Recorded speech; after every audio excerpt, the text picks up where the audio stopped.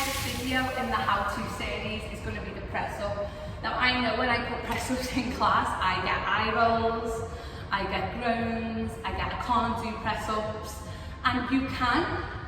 A press up isn't just the hands and the toes, there's so many different versions of press ups. The most hardest part of the press up is never the going down into the press up, it's the physically getting yourself back off the floor out of the press up.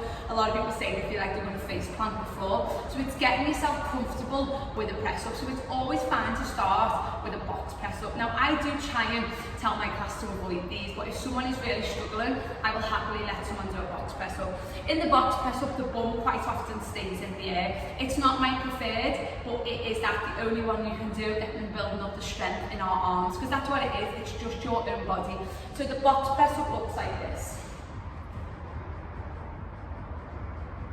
Now I do try and avoid it because it can strain into the back, so we are going to avoid that one. I just wanted to cover it.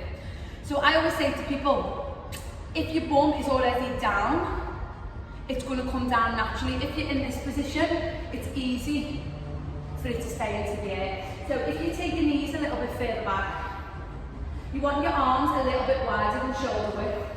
The bum is already down, so now as we come into the press up, the bum will actually come down with you as you come down into the press up and then straight back up again. As I said before, this isn't the hard part. It's quite often the pushing yourself back out of the press up. So even though we are aiming for chest to floor, while we're building strength up, it is fine to do half press up to get yourself back up. You're building strength up. And then eventually, you'll build the strength up to push yourself back up. As you're pushing back up, we're pushing up with the heels of the hands. So we don't want to put too much strain into the fingers, but we want to be focusing on the palm and the heel of the hand as we push up. Trying not to push up from the back, which looks like this. As we're arching the back, because it's taking our shoulders as well, they're in like a funny position. So if you're gonna teaching yourself how to do them, as I said, you don't have to come all the way. So you could come in this position, go halfway, come up, then maybe you've done a few reps and next week you might get a little bit lower, and then you'll eventually find that you're going chest to floor and then pushing yourself straight back up as well. Using the force in the hand, really pushing yourself up, bracing into your core is a good one as well. So like if you're in a plank position, you still want to have that feeling in the core, so as you press down and press up, you've still got that contraction which can help you to come up. So then we move on from that and we start to move on to full press ups. Now a great way to kind of train yourself to do a full press up is to do a negative press up.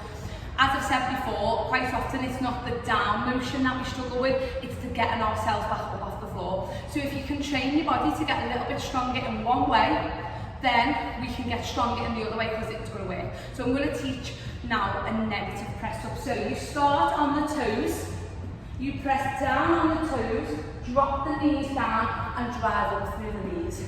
Press down on the toes, drop the knees down and press up through the knees. So the hard part is getting done on the knees, but you're building the strength by doing a full press up on your toes, straight down and then straight up.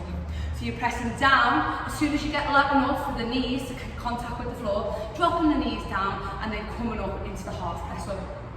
And then obviously we have the full press up. Now I have seen full press ups done in some funny ways. It's that form thing again.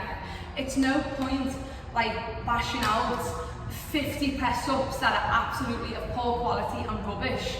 It's better to do 10 press ups of really good quality, really good form, where you're recruiting the muscles properly and you're not just going through the motions just to try and build your ego up because you're trying to get more press ups in. So if we get it right from the step one, then as we add weight in and as we go on and we make things harder and we make things a bit more technical, you've got that base foundation to build on. So when it comes to the full press ups then, what you want to try and avoid is using other parts of the body in the full press up. So quite often I'll see a lot of just like this going on, or hips will be dropping, or people will actually go into the full press up, but the hips will drop first rather than coming from the chest.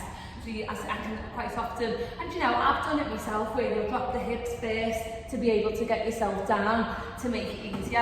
And what we're aiming to do in the full press up is to have the weight coming from the chest, the shoulders and the upper body, as opposed to, you know, like the core's nice and strong, but we don't want the back to start coming into it. So full press ups take a while to build up to it. Personally, me, I still can't even do a lot of them. They do take a while to build up. So it's good to try them negative ones, but if you are going to do a full one, make sure you go all the way down. And then as you push up, you're pushing up through the hands. You don't want to go down and then be like pushing the hips into the air. You want to make a nice smooth down. So everything should be a nice smooth flow of motion.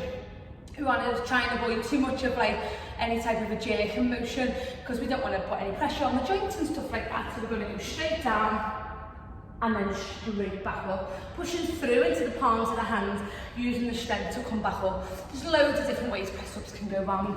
You can do like little ones, people can drop to the side in the hips.